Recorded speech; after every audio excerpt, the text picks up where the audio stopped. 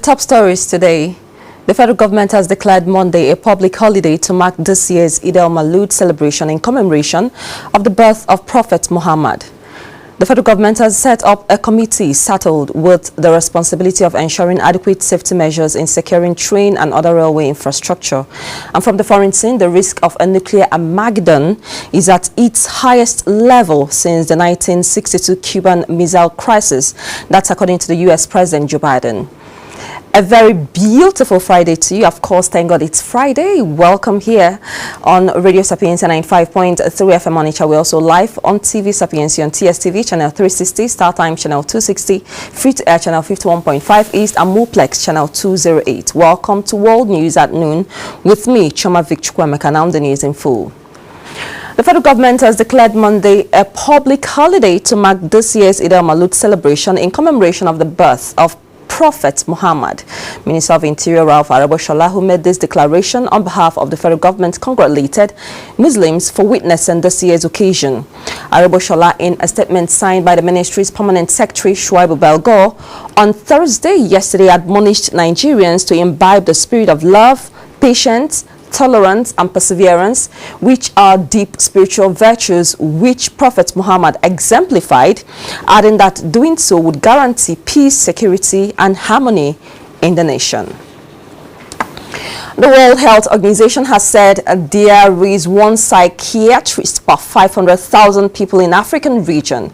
The Director of Program Management, WHO Regional Office for Africa, Dr. Joseph Kaber, said this yesterday during a virtual press briefing. According to Kaber, African region has the highest rate of suicide globally. The World Mental Health Day is commemorated yearly on October 10 to raise awareness of mental health issues around the world. Still in health, the Nigeria Center for Disease Control has said that meningitis can be transmitted through coughing, sneezing, and kissing. Meningitis is an inflammation of the menins, a thin layer of the connective tissue that covers the brain and the spinal cord. Nigeria has recorded 961 suspected cases and 56 deaths of meningitis in 32 states, including the Federal Capital Territory, across 159 local government areas so far in 2022. The World Meningitis Day is celebrated every October 5 to raise awareness of the disease. The Pan-Yoruba Socio-Political Organization Afenifere has described the insistence of the federal government to pass the repeatedly rejected Waterways Resources Bill into law as another instance of how the government is often hell-bent on going ahead with what the majority of Nigerians frown at while neglecting the ones Nigerians yearn for.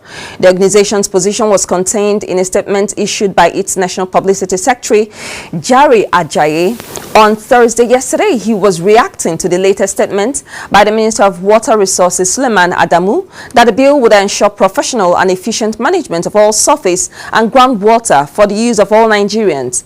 The minister had vowed that his ministry will continue to pursue the passage of the bill into law because it is the government's responsibility. Now let's head to politics. Fresh details have emerged about the meeting between the Rivers State Governor Nyesom Wike and select members of the People's Democratic Party's Board of Trustees when the latter visited him in Port Harcourt at the beginning of the week, Tuesday respectively. Acting BOT Chairman Adolphus Nwabara, former Minister of Special Duties and Intergovernmental Relations Tanimu Turaki, Kogi State Governor Ibrahim Idris and 4 others were in Port Harcourt earlier in the week in search of peace following a lingering crisis that showed no sign of abating. However, there are indications that the BOT might advise the national chairman of the party, Iyorchia Ayo, to resign, as all entreaties made to Wike so far have fallen on deaf ears. Of course, we are following this particular story and we'll bring you details as it unfolds. Moving on right now to education.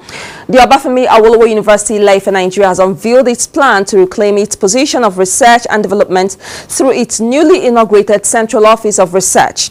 According to a statement made available to journalists yesterday, the Vice Chancellor of OAU, Professor Adebayo Bamire, disclosed this during the inauguration of 6 committees of the Central Office of Research at the African Center of Excellence Park, OAU Ileife. Of course, you're still listening and watching News on radio and TV Sapientia. Still to come on the news, federal government reviews rail security. Buhari meets freed hostages. These and other stories will come your way after this time out. Kindly stay with us.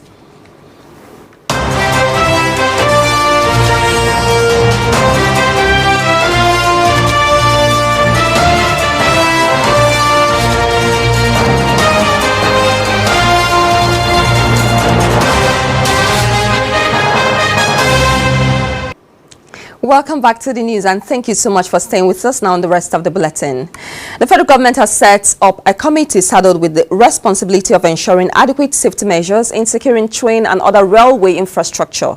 Now, terrorists on March 28, 2022 attacked the AK-9 Abuja Kaduna train and abducted its passengers. This led to the suspension of train services on the corridor, with the federal government saying services will only resume after all the abducted passengers must have been released. The abductors released the hostages in batches, with the last set of 23 released earlier on Wednesday. Meanwhile, in an unscheduled visit on Thursday in Kaduna, the President Muhammadu Buhari met with the freed 23 passengers at the Nigerian Defense Academy Hospital. The Senior Special Assistant to the President of Media and Publicity, Garba Shehu, disclosed this in a statement titled, "President Buhari meets freed Kaduna train passengers, thanks Nigerian military for their brave services." The Christian Association of Nigeria in the 19 northern states and Abuja yesterday said Nigerians are living in hell as a result of the weak economy under the current administration of the All Progressives Congress. According to the association, the weak economy has thrown millions of Nigerians into abject poverty and hunger, such that Nigerians can hardly afford a square meal per day. All these, the Northern Can noted, remain a recipe for criminality and crime, which negatively affect education as well as the quality of health care. The religious body expressed concern that those who mismanage the economy were using hunger as a weapon as the 2023 general elections approach. Against this background, the Northern Can called on Nigerians to ensure that the 2023 general elections were conducted in an atmosphere of peace, noting that election is not war, as no politician is worth dying for. The Court of Appeal will today, Friday, deliver a ruling on an application by the Academic Staff Union of Universities seeking permission to appeal against the order of the National Industrial Court.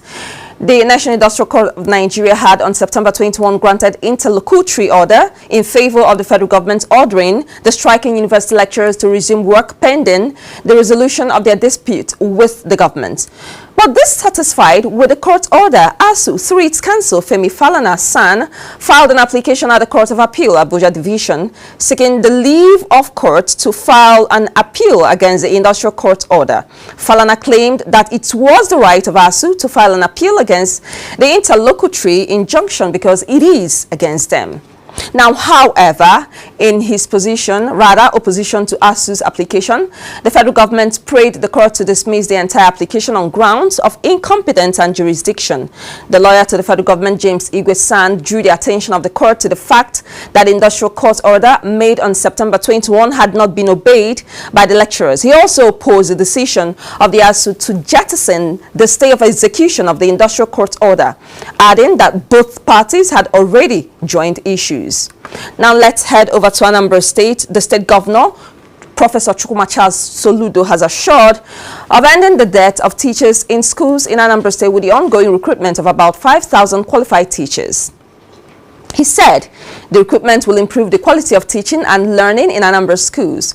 Governor Soludo gave the assurance while inaugurating the board of Post-Primary School Service Commission headed by Professor Nkechi Ikediugu. Governor Soludo, who performed a function at the Governor's Lodge, Amobe, maintained that quality, competitive and affordable education is key to building a livable and prosperous Anambra State. The chairperson and chief executive officer of the board, Professor Ikediugu, in her speech, promised effectiveness and efficiency as being expected of them. Members of the board include Dr. Nkiru Obianika, deputy chairperson, Mrs. Ngozi Anago, secretary. Other members are Dr. Njideka Okeke, Dr. Bibian Okoli, Mrs. Chiamaka Nwachukwu, Dr. Ernest Chukwuka, and Ngozi Ekunife, doctor. Now, in the interesting world of sports, Nigerian defender Calvin Bassey has been slammed by Ajax legends in the wake of their heaviest ever European defeat at home. Now, the Dutch champions were thrashed 6-1 by Napoli, with Bassi at the center of scrutiny in the Netherlands on match day 3 of the UEFA Champions League. Ajax led when Mohamed Kudus scored after 9 minutes, but Homo Raspadori, Giovanni Di Lorenzo and Zelensky put the Petnopia 3-1 ahead of the break. And still in sports, Nigeria will face 1989 CONCACAF champions Costa Rica. International friendly scheduled to hold in November. This was confirmed by the Nigeria Football Federation on their official Twitter handle yesterday, Thursday. The three-time African champions were initially scheduled to play Guinea-Bissau in a double-header Africa Cup of Nations qualifiers in the FIFA international break. But with the qualifiers postponed until March 2023 by the Confederation of African Football last month, the NFF are busy arranging a grade that's a grade A friendly for the Eagles. According to the tweet by the NFF, the game between the two countries will hold in Estadio Nacional in San Jose on November 10. That will be this year. Now to foreign news, the risk of a nuclear Armageddon is at its highest level since the 1969 Cuban Missile Crisis. That's according to the U.S. President Joe Biden. Mr. Biden said Russia's President Vladimir Putin was not joking when he spoke of using nuclear weapons after suffering setbacks in Ukraine. The U.S. was trying to figure out Mr. Putin's way out of the war. The U.S. and the EU have previously said Mr. Putin's nuclear saber-rattling should be taken seriously. However, the U.S. National Security Advisor Jake Sullivan last week said that despite Moscow's nuclear hints, the U.S. had seen no signs that Russia was imminently preparing to use a nuclear weapon. And from Thailand, quite sad. Thailand is mourning a gun and knife attack at a child care center where a man killed children as young as 2 while they slept. Parents gathered outside the center on Friday early in the morning, weeping and clutching their children's favorite toys. The attack on Thursday left 37 people, including 23 children, dead. The perpetrator was an ex-policeman. Flags across Thailand are flying at half-mast as the country grapples with the tragedy. Police say the 34-year-old attacker killed himself and his family after a manhunt.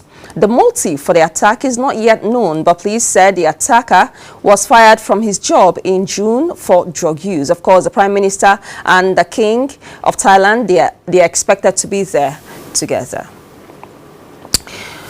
Okay, Prime Minister Liz Truss labelled Emmanuel Macron a friend as they announced plans to work together at the first meeting of a new political club of nations. Ms. Truss had declined to say whether the French president was a friend or foe during her leadership campaign. The French president said he hoped for a new phase in post-Brexit relations. The pair agreed to step up cooperation on ending small boat crossings in the Channel and announced a summit in 2023. Leaders from the EU and the UK, Turkey, Norway and Balkans met at the first European Political Community in Prague on Thursday. That was yesterday. All right, that's on the news program today. Let's check the headlines once more. We told you that the federal government has declared next week Monday, a public holiday to mark this year's Eid al-Maulud celebration in commemoration of the birth of Prophet Muhammad. And of course, the federal government has set up a committee saddled with the responsibility of ensuring adequate safety measures in securing train and other railway infrastructure from the foreign scene. We told you that Joe Biden, the president of US, says that the risk of nuclear Armageddon is at its highest level since the 1962 Cuban Missile Crisis. On behalf of the entire news team, I am Choma Vic Chukwemeka. On the technical team, we have a full house. On the MCR, we have Engineer Sam Iwok and Engineer Peter Okafor. Of course, on the camera, we have Chimezie and Nzube Chukwuneke. On the radio session, we also have DJ Joman and, of course, Engineer Victor Obiora. From now to 1 p.m. will be a switch of musicals and commercials on radio. At 1 p.m., Fan Zone will come your way. While on TV, on TSTV, Channel 360, Star Times, Channel 260, Free to Air, Channel 51.5 East, and Moplex, Channel 208, it will be movies and musicals. Of course, it is Friday. Thank God. It is Friday, the beginning of the weekend. Do have a smashing weekend ahead of you. Have a great day. Bye-bye.